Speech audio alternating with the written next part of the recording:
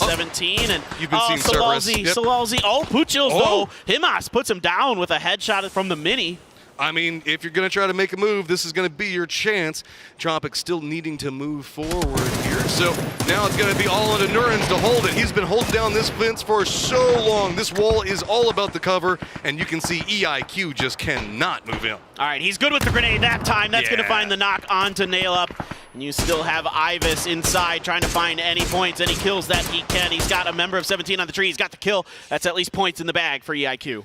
Okay, now what do you do, EIQ, as DAYTRADE's got the defensive lineup on you, and NAVI is pretty much caught up looking at Cerberus, as they did get a res, but this tree is not going to be enough for him as they're trying to jump, flip. Can he dodge it out? Nope, he's going to go down. Cerberus is eliminated, and now we go back over into the standoff as NOURINZ is continuing to watch that window.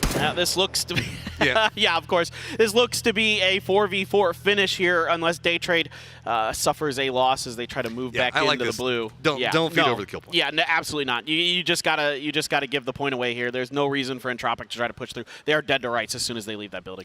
Now we've got NAVI, who's managed to pick up a couple of kills, and you can see now also moving up into the high ground. I like that. Make sure you keep the vision around, because we do have Flash for DAYTRADE that has moved out into the east and is trying to see if he can sneak over, but hey, Example's not going to let that one happen. He's just disgusting. Dude, he's unbelievable. So it's so good. He spotted that one out, read it before it even had a chance to go. I mean, Example's always been a great player, but this PGC, he has taken another step towards being maybe one of the best in the world.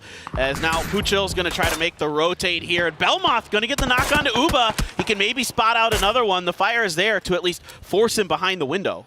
It's what can BELMOTH and NOURINZ do looking into this? They know where Example is, but it's 3 members of NAVI still playing into the north. NOURINZ looks like he's going to try to move over, potentially see if maybe he can get over next to PUUCHIWZ, get the res in, but this is going to start getting riskier. MELL might have a similar idea. Example trying to defend in. The vehicle's going to pass, and BELMOTH is going to take damage, so has to step away from it.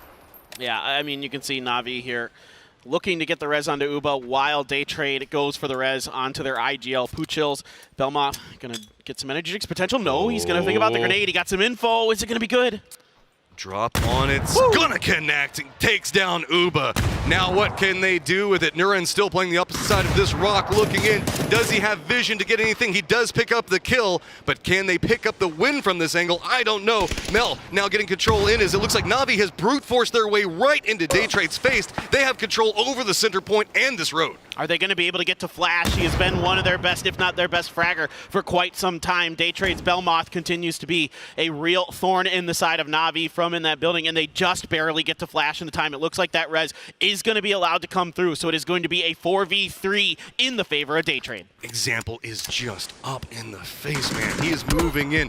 You know he wants to win this one, and he wants to be in the point to do it. That is a ton of damage onto NOURINZ, but they do survive. DAYTRADE still clinging to life over here, but they are set up 3-mans right in the face of Example, as well as having MELL over here. BELMOTH still playing this side position, but he doesn't have the vision that he needs to assist. Yeah, I love the patience there from the side of NAVI to wait until they were finished with the res to try to see if they could find 2 for 1. Did not come through. It was very, very close. Now smokes have to come down. DAYTRADE has to come down off this hill. Circle center is going to be in the favor of NAVI. It's just going to be on the other side of this road. So it is going to be flashes and smokes are going to be really crucial here for DAYTRADE. I mean, if they can find this knock as well onto ALYA, that could be really good. Molly landed right into Example's trying to hold up. Ayla still got that high ground from back behind, gets the drop onto one of them. Example manages to hold it out. That rock provides cover, but it also means it's a choke point. NOURINZ looks up, realizing the fact that pathing into this is so hard. BELMOTH needs to take down Ayla, open up something. Example finally goes down. It's going to be PUUCHIWZ moving forward. DAYTRADE with still 3 members up, only 1 member on the other side.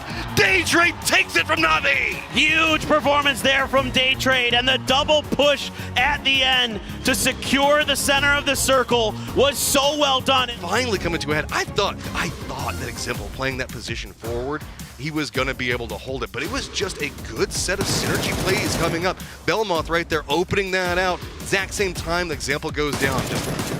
Yeah, the timing there is so crucial there for DAYTRADE. The fact that they come at the same kind of, momentum, the same timing, beautiful stuff. Guys, our desk, it's their turn. You got to tell us about that last game. Happy to do so, paper thin. But it was a great game, an amazing end of the match. that honestly saw us literally counting ammunition to see who comes out on top, but DAYTRADE is here in a big way as they take home that win. We've seen another game in close to this, so they have to commit, especially when they have the benefit and the priority to do so.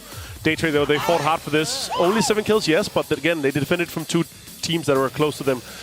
Super well executed by them here towards the end. Yeah. And part of that low kill count, and I think you all saw a little bit with NAVI, was that both of those teams were conserving by the midpoint in the game. I mean, I think we even saw one point where NAVI switched to bolts because they were running so low. I mean, NAVI literally never left the position where they started off looting. Same thing going for DAYTRADE. So with no one pushing your compounds, with not being able to get loot off of anyone, when you're constantly shooting, as both teams were throughout the mid and the early game, you can compare damages going through here, right? It's NAVI, it's DAYTRADE who had all the damage, suppressing teams, but they just never got any crates from loot from themselves. And in third place, Entropic recovered from, I'll just say, ugly original crash. Yes. They managed to get themselves back up and grind it out to third again. Yeah, for sure. In this situation, if they hadn't lost the 4th guy, they might have been able to take DAYTRADE on, but they had them locked down for so long. They had the kind of priority side of the compound, the priority building that NAVI had, of course, and then the other one that they've reached. It's hard to hold if you don't have too much control, especially when they had the kind of high ground Garrett control that DAYTRADE is sitting on. And then here, Ivers and the guys decided to, you know what, let's not give them more points now that they already have most of them. But impressive, it's not home turf terrain for them, and they do well again, back-to-back here in the game. Just like a look at the match leaderboard, 17 points going the way of DAYTRADE Gaming. NAVI walks away at 13. Danawa eSports, despite not actually finishing in that top 4 at the end of the game, puts up huge numbers on the back of Seoul. Very rare that you see a team go out in 8th and sit in 3rd overall, but as you're saying, the Seoul show was on the northern side of the ladder circles in this game. Looking in, yes, no surprise. #1 killer coming out after that one is going to be Seoul. We have actually been seeing a lot of point man preference coming into these firefights, more aggressive than I would say we were normally expecting with Seoul and his performance. And even in that, we also saw example that was trying to lead the path into DAYTRADE.